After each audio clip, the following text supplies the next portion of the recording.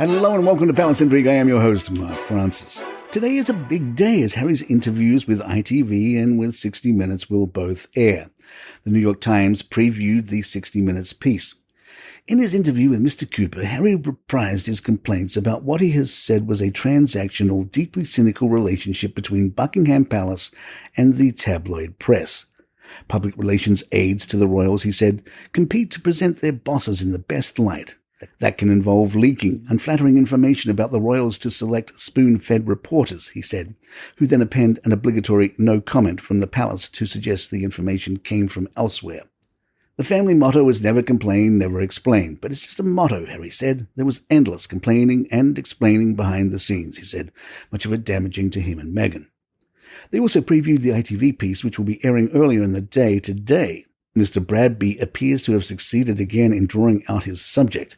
Harry claimed he had sought a rapprochement but had been rebuffed by his brother and father, an assertion that is disputed by one person with ties to the palace. They feel it's better to keep us somehow as the villains, Harry said.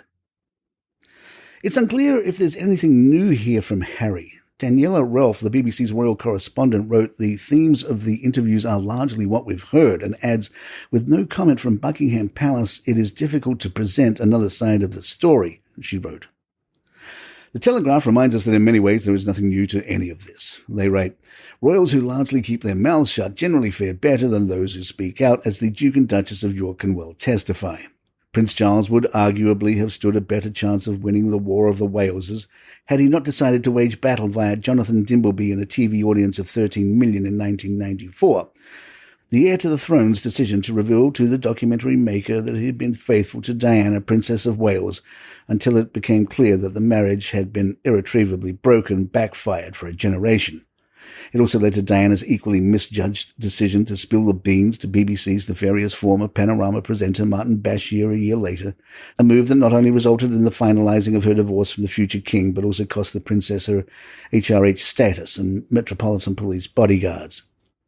As Patrick Jepson, who resigned as Diana's private secretary following the furor, later confirmed, in the years since, nothing persuaded me that the Panorama interview was anything but a disaster for her. For those who had engineered the interview, it was a win-win, but not for the princess. She knew that Panorama was the death knell for her royal career. There is an even bigger irony here that Harry's foolhardily repetition of his parents' biggest mistakes, however, and it's not even the fact that the prince once spoke of the importance of not diluting the magic of the monarchy with over-familiarity. Palace Intrigue will be right back. Royal expert Katie Nichols spoke of how Kate has taken over the role traditionally played by Harry in William's life. He's lost his support act in Harry, but he really recognises that he has an invaluable support act in Kate. I think they are equally proud of each other, but they are really needed to be there for each other over these last couple of years, and I think Kate has been a huge support at a time when he really needed it. I think we will see more of Kate coming out on her own as the new Princess of Wales in 2023. Tom Sykes spoke to the Daily Beast about the various Sussex/Archwell media products. Sykes said, "In years to come, 2022 will be remembered for the change of reign, not that Netflix documentary or Meghan's podcasts. But of course, they dominated the headlines, despite both being frankly rather dull. The podcasts were notable really for their lack of juice, as were the Netflix shows. Although if I was going to suggest one episode to watch, it would be episode 5, in which Harry really went into the pretty fascinating detail about what actually happened at the Sandringham summit. But the footage of Meghan and Harry meditating or him walking the dog on the beach made me feel that Harry had become a diminished figure since giving up his place in the firm. I also found the complaining about their privacy being invaded while making a 6-parter for Netflix enormously hypocritical.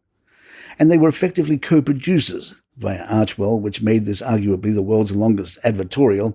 An impartial film that actually asked the hard questions would have made mincemeat of them. I'm sure Netflix and Spotify were happy with the blanket coverage the frankly very minor revelations made in the shows obtained. But when historians come to look back on the royal decade, those shows won't even register compared to the spectacle of Queen Elizabeth's coffin being pulled through the streets of London by the armed forces. However, Harry may have one last damaging ace up his sleeve, his memoir. Nobody knows what's in it, but if he decides to reveal everything conspicuously left out of Harry and Meghan, real trouble could be in store for Charles and co. We shall see in a few days' time. And there you have it. If you'd like to email us, our address is thepalaceintrigue@gmail.com. Please follow us on Spotify, iTunes, Google Podcasts, wherever you get your favorite shows. I'm Mark Francis. My thanks to John McDermott. It's Palace Intrigue. Good times. All right, here's the pitch. 5 stories. They're all good news. It's called 5 Good News Stories. No negative news, just good news. Nice, easy way to start your day. Hopefully a smile. Hi, I'm Johnny Mack, host of 5 Good News Stories. You get the premise? There's 5 stories, and they're all good news. It's the number 5 Good News Stories. 5 Good News Stories. Follow the show wherever you get your podcasts.